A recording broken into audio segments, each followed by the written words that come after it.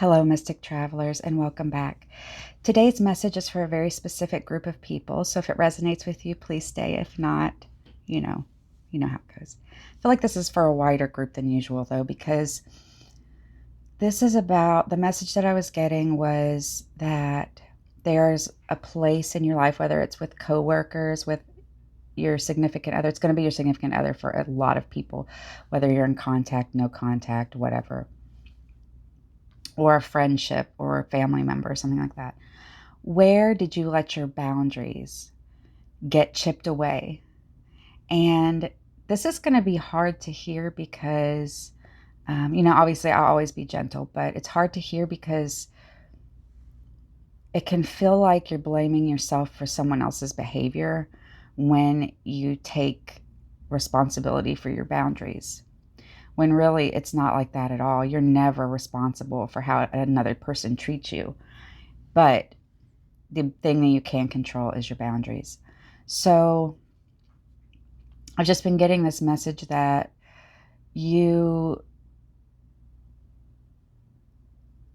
I did a black oracle reading lately, a black mirror reading lately, that was about no as a complete sentence, no as a boundary. But this isn't that kind of thing like this. This is about where someone subtly pressures you.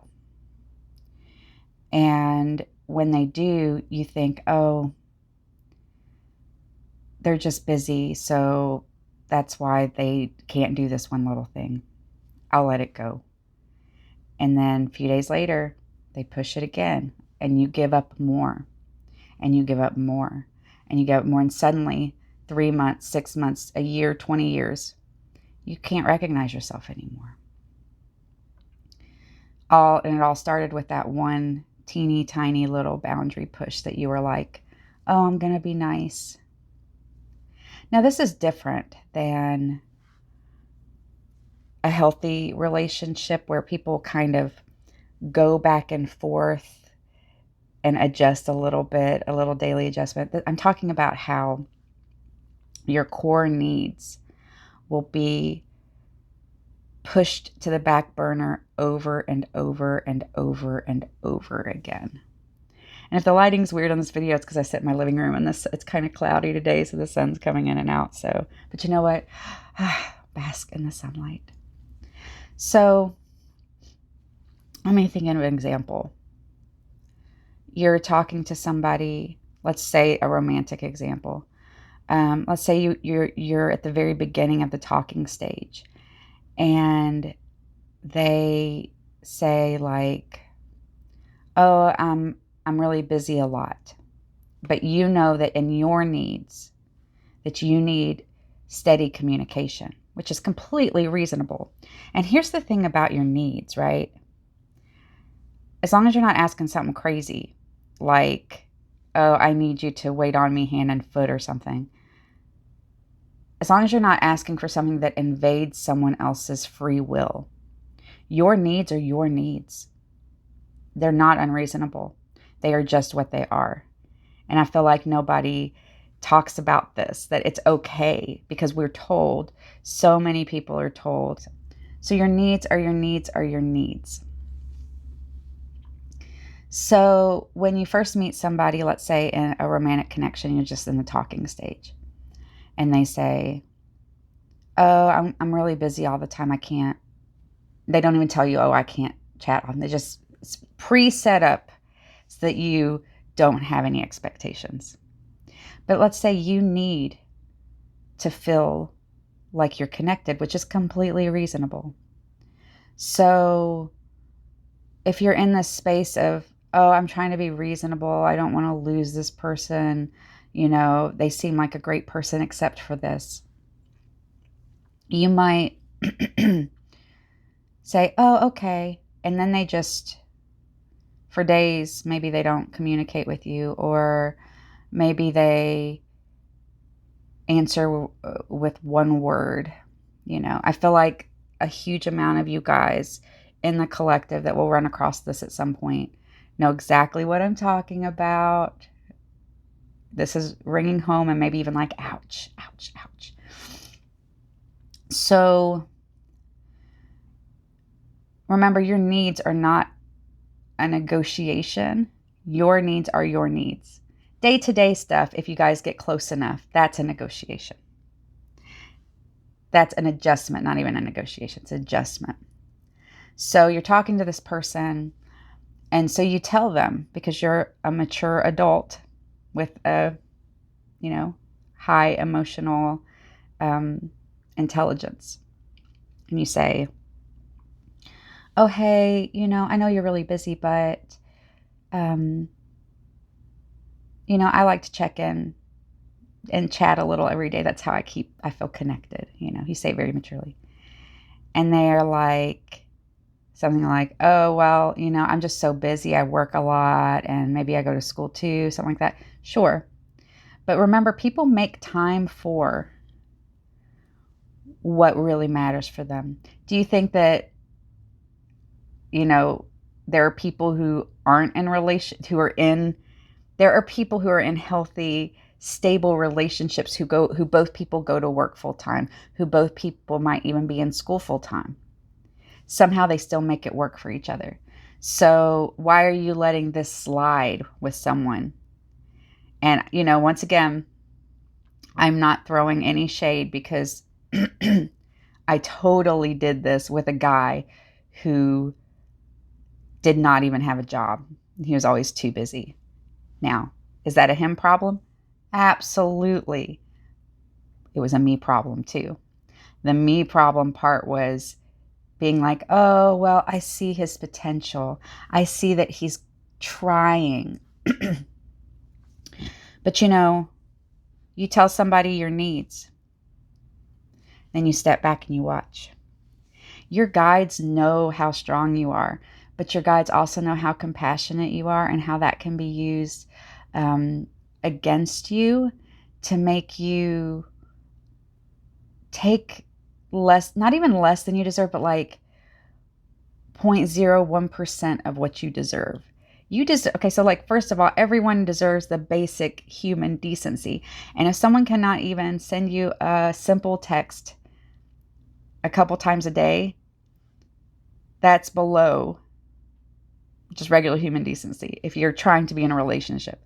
But remember, when it comes to the relationship part, if you're talking to someone in this situation, remember that in the first month or 3, they're on their best behavior. So if they're like this now, what are they going to look like at day 60, day 120, day 300?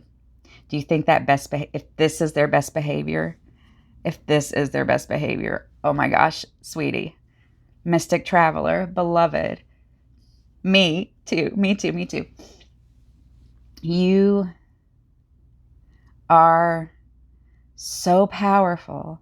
You are so beautiful. Your precious, compassionate heart, you don't owe it to anyone. You don't owe anyone access to it until they prove that they deserve access to it, right? Ooh, this one always stings so much. This one stings so much because you're doing so great. And the thing is your heart is beautiful. Your heart is in the right place. But giving somebody 800 chances, and I know some of you guys out there, me too, I've done it, have done this, where they say, oh, just one more chance. Or you've given like 800 chances, but they're like so subtle and so small, you might not even realize you've given so many chances. They've just pushed that boundary, because some people, their whole goal is just to get as much out of you as possible. And they figure out how much that is by pushing your boundary little by little by little by little by little. And there are a lot of studies and stuff about different ways people do this, different psychological manipulations that people do, whether on purpose or a lot of people do them just because it's patterns they learned or that they saw. And so therefore, they're not necessarily doing it on purpose. But basically, for example, one pattern would be push a small boundary. And you're like, oh, okay. Push another small boundary. And you're like, okay. It's done so subtly. And then later they'll try to push once you're kind of hooked in. Once you start getting emotionally invested. once you might have been more intimate or spent more personal time with them, now they're going to start pushing boundaries even bigger. And when this happens, it makes you feel a little bit smaller every day. And over time, even a short amount of time, you'll start losing who you remember being. And one day you'll wake up and you'll say, who am I? You might just get these feelings of confusion, these feelings of anger, these uncontrolled crying sessions. And that is your body, your mind, your soul. I'm sorry, excuse me. Trying to remind you that you're losing who you really are, that you're getting lost and mired in this other person's messed up sense of what a relationship is. And like I said, this kind of thing can be with coworkers, with friends, with family. But I feel like it would be strongest because it's got the most influence. It's got the strongest power over you if it is your potential or your intimate partner. So think back on this connection. Your guides want you to really reflect on, you might be thinking, oh, I gave them 5 chances. Did you? Or did you give them 500 chances? But they were all teeny tiny little drops. One little thing at a time. Can you clearly remember who you are without constantly micromanaging yourself around them in order to keep this specific connection viable? It's not viable if you have to sacrifice yourself. It's not viable because I know that a lot of people are trained or conditioned to say, it's okay, we'll get to my needs later. And these kinds of people often always are in emergency mode. Even if they have nothing going on in their life, they are going to create catastrophes or emergencies so that their emotional state is always prioritized. And another thing that is often happens in these situations is you go to them maturely with a concern. Oh, hey,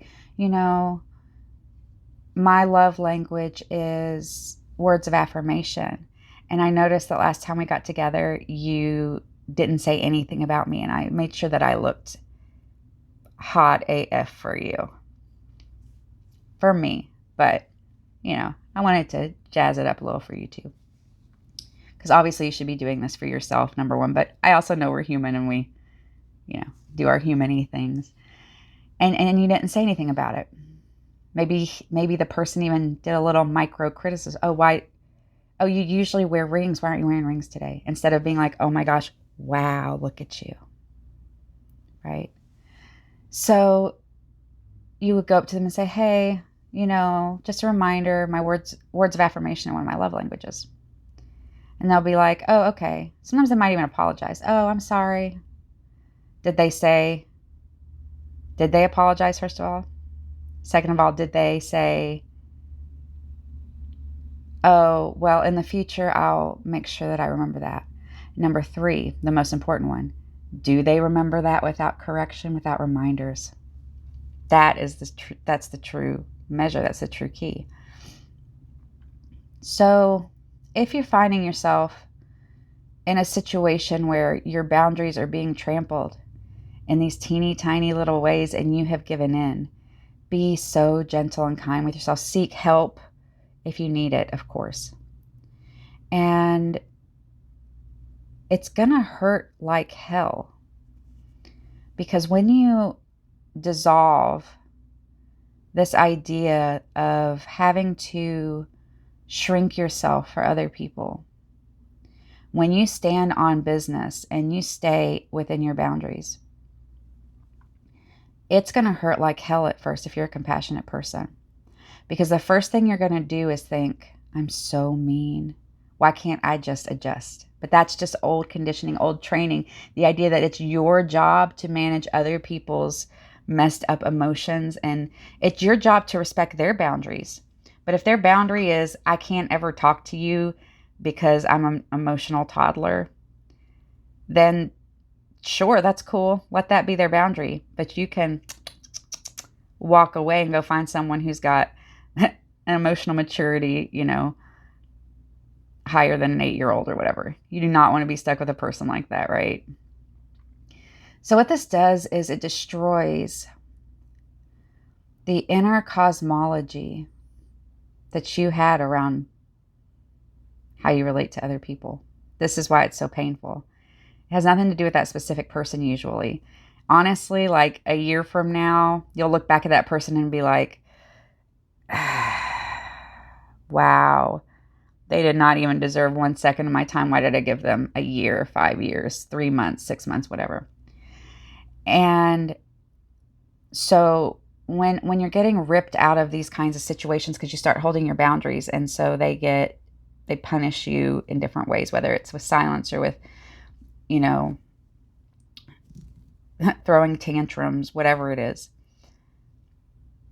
and you back away and you let go, it feels like your world's been ripped apart. And I just want to remind you, your guides want to remind you, this is not about that specific person. They were not, you've got to demythologize individuals. You can have a soulmate. I believe in soulmates and all that. But I believe that we have multiple soulmates. Some soulmates you have multiple chances to have a romantic soulmate. There's multiple people that will match you. I believe you have soulmates that are there to help you learn certain lessons. This might be one of them. But no matter what, there's no other person on this planet who you should be willing to sacrifice your core self and your needs for. We're taught that self-sacrifice is the most noble and honorable, that humility is the most noble and honorable thing. But think about those two things. Who benefits from you self-sacrificing? Who benefits from your humility? And I think that those two things are mislabeled. What is true humility? True humility is being kind and compassionate in every way, of not inflating yourself. Humility doesn't mean putting yourself at the feet of another person and their bad behavior and their bad habits. And a lot of people are taught that. Humility means just shutting up and taking it. It does not mean that at all. So please reflect on your relationship with humility and self-sacrifice. Obviously, if you have a child or a vulnerable person, you're going to sacrifice for them. But a grown-ass, functional human being who should be an independent adult, a lot of these people are going to try to outsource their nonsense, outsource their emotional or physical labor onto you without giving you anything back. Don't do it. You deserve so much more. And if you're hearing this and you're feeling offended, remember what Jung says. Everything that agitates you is telling you something.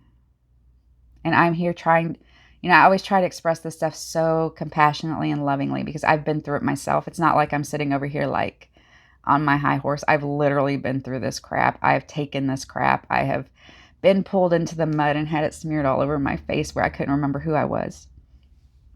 So if you're in that place, I want you to know how much compassion and how beautiful you are. And you are above this.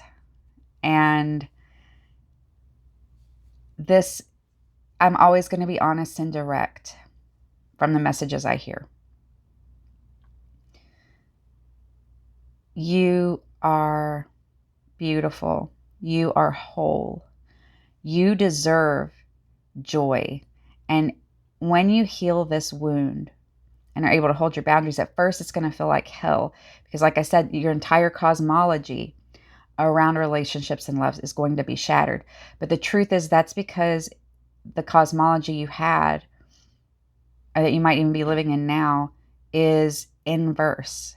There's an inverse cosmology that is taught to us in order to make us easier to control, easier to fall into these systems of compliance, easier to fall into these systems of, oh, I'll give.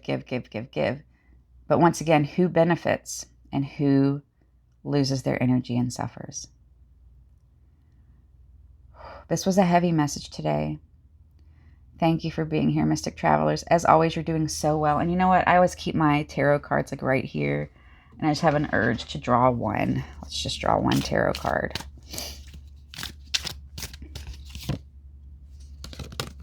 King of Pentacles. Okay, so yeah, you're ready to get grounded in your own powerful energy. You're ready to stop. This card in this context is about discernment. You're ready to start discerning who to lay your treasure in front of. You are above this. You're not going to just be willy-nilly throwing around your energy and treasure anymore. You're going to start weeding those people out fast, even if it's painful. And remember, if you're already attached, that's the most painful. So if you start trying to set boundaries and they don't allow it, that's information and you need to make decisions.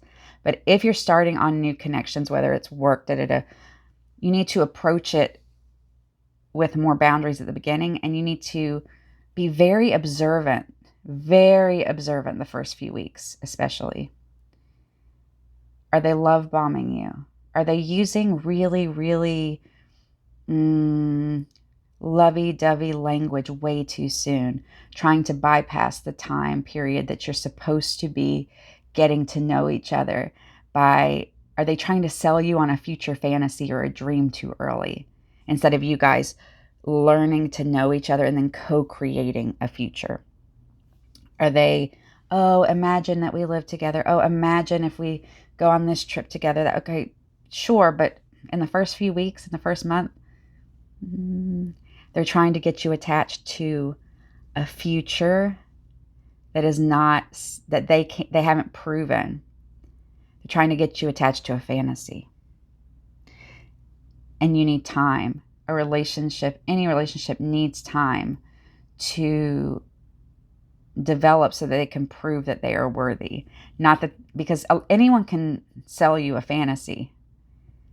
And that's why I have this personal rule. I got it from my best friend. She's brilliant. This is so brilliant. I was like, oh, if someone had told me this when I was like 12, I would have had a much better life. So never, ever fantasize about a person that you're not in a relationship with, that hasn't already proven, that they're your person.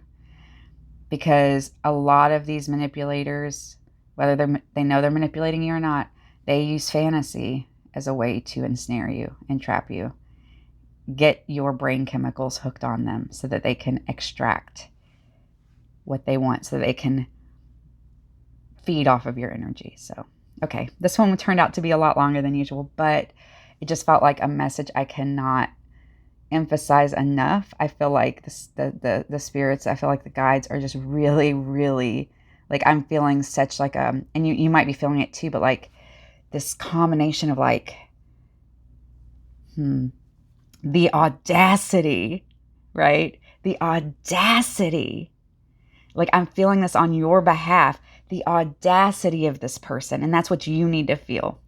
The audacity of this person.